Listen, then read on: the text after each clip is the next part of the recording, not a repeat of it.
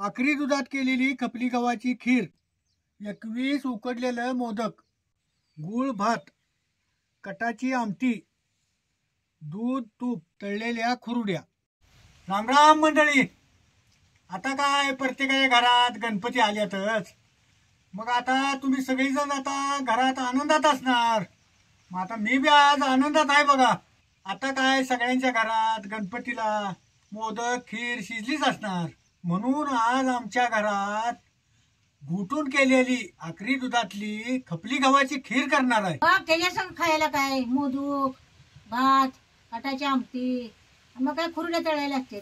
मग आता चला तर आता खीरच बनवून घेऊया. आज रानातल्या कामाला सुट्टी दिल्या बघा. कालच सगळं वैरण काढी रानातली कामं आवरून ठेवल्यात बघा. मी करायला म्हटलं की नाही की पॉलिश केलेलंच खपली गहू घ्यायचं. घालायच्या आधी गहू जरा पाकडून घ्यायचं. खातर कुठं नाकाड असते आणि पॉलिश केलेल्या गव्हात जरा कोंडा बसते. मग खाताना खीर जरा कचकच लागायला लागते. आता मी अर्धा किलो गहू ही भिजत घातल्यात. काही कसे भिजलेत देख नाही 1 तासच गहू भिजत घालायचं. आता हे गहू कसे भिजल्यात बघा. काही अर्धा किलो गव्हाची खीर करायला 1 किलो गुळ घालायचा. आणि आता ही 1 किलोची ढेप आहे बघा. ही आता बारीक अशी खुरप्याने खिसून घ्यायचा. तुम्हाला जरा गोड कमी पाहिजे असलं तर 1-3 पावशेर घालायचा गुळ. आम्हाला जरा गुळमट जास्तच लागते म्हणून आम्ही 1 किलो गुळ घातलाय. जरा गुळमट असल्याशिवाय बी खीर खायला चांगली लागत नाही. चांगलं गरम करून घ्यायचं. आता ह्याच्यात 1-2-3 पळ्या तूप घालायचं. आता खिरीत घालायला काजू बदाम जायफळ आणि मनुक, चारोळ खसखस आणि एलदोड. आता हे सगळं तुपात गवळं गवळं भाजून घ्यायचं. पहिले जरा मनुक घेतो की भाजून. असं हे सगळं तळून घ्यायचं असलं की नाही की तूप लय कडक करायचं नाही. जरा कोंबट तुपातच तळून घ्यायचं. तर मग मनुक काय लगेच करत घ्यायचं. असं मनुक फुगलं की नाही की मग काढून घ्यायचं. आता खिरीत घालायला 1-2 लिटर आखरी दूध घेतलंय. आता हे सगळं एकत्र करूनच घ्यायचं. सगळं एकत्र करून तुपात भाजून घ्यायचं. बदाम जरा धुकूनच घ्यायचं. असं तुपात चांगलं गवळं गवळं भाजून घ्यायचं. खीर खाताना जरा चांगलं असं तुपात चांगलं गवळं गवळं भाजून घ्यायचं. म्हणजे खीर खाताना चांगला खमकपणा येईल. आता हे तुपात कसं भाजलंय बघा. काही गवळं गवळं. आता याला कसं लालसरपणा चांगला आलाय बघा. हे आखरी दूध आणलेलं आता येत वतायचं. आता हे मनुक बी टाकायचं. आता मी ह्याच्यात 1.5 लिटर दूध घातले आणि अर्धा लिटर दूध ठेवले. काही राहिलेलं अर्धा लिटर दूध जरा खीर शिजत आली की नाही की मग घालायचं. आता याला चांगली खळखळून उकळून द्यायची आणि मग त्यात गहू घालायचं. आता जरा याला झाकून ठेवतो म्हणजे उकळी येते लवकर.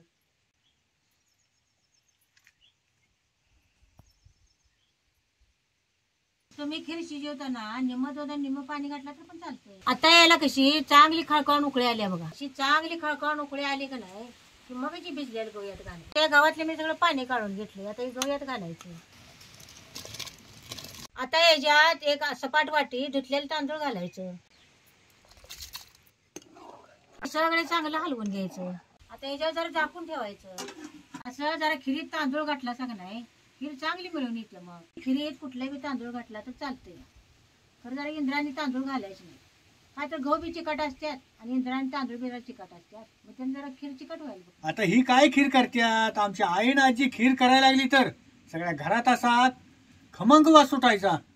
आणि खीर खाताना असं पेढा खाल्ल्यागत खीर लागत होती बघा.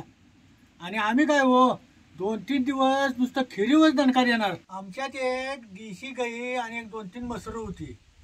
फेर बदलानं आमच्यात काय 12 महिने दुखत असायचं. माय आमची खीर करायची म्हटलं की त्या दिवशी गवळ्याला दूध घालणारच नाही. 12 महिने आमच्या दूध दुखत लागते म्हणून आम्ही गवळ्याला घालायचं दूध लेवड करत नाही. अशी वरची वर खीर व्हाय का नाही हलवूनच शिजवायची. नाही दूध वर राहते आणि गहू खाली राहतात नाही त्यांचा लागाय बघते. गहू भिजत घातलं होतं कसं शिजेल तसं कसं गहू फुटायल्यात बघा. आणि संग तांदूळ बी शिजायला येतात. आता जरा निमार्दी खीर शिजत आली का नाही जरा बारीक जाळावर झाकूनच आहे की नाही खीर शिजवून घ्यायची. आता याला लय जाळ घालायचं नाही. अशा आरावची खीर शिजवून घ्यायची. जाळ आता लय मोठा घातलाचा का नाही की खाली लागाय बघते मग वर गहू तसाच कच्चा राहतो. खीर शिजत आली का नाही की मग राहिलेलं दूध यात घालायचं.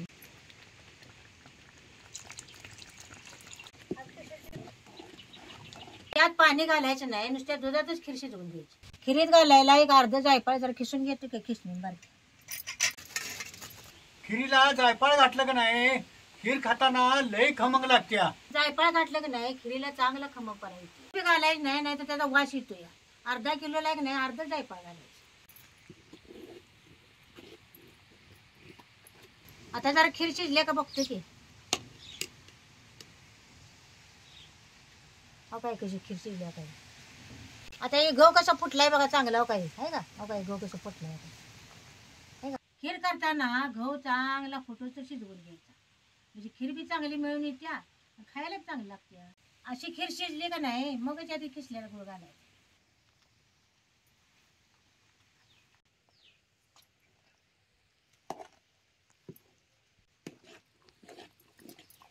गुळ घातला का नाही त्या रवीने चांगली अशी खीर घुटून घ्यायची. असं रवीनं घुटून घुटून सगळ्याचा चांगला एक जीव करून घ्यायचा. हो तांदूळ चांगले शिजले ते ना कसा एक जीव झाला वेळ लागायचा. काय असा वाळल्या खोबऱ्याचा बारीक किसलेला खिस घालायचा. ओलं खोबरं घातलं का नाही की खाताना जरा कचकच लागते, म्हणून असं वाळलं खोबरंच बारीक किसूनच घालायचं. हा गुळ घातल्यावर खिरीचा कलर कसा बदललाय बघा.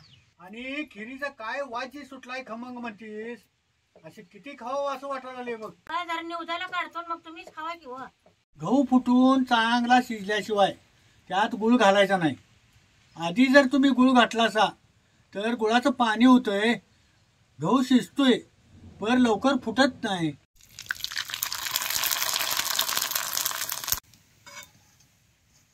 आता हे चिचून घेतलेले लोड आता हे खिरीवर असं टाकायचं. शिजवून खायच्या वक्ताला त्याच्यावर जरा येलदोड टाकायचं, म्हणजे खीर खाताना वास चांगला येतोय. जर आधी येलदोड टाकलासा की मग त्याचा वास जातोय.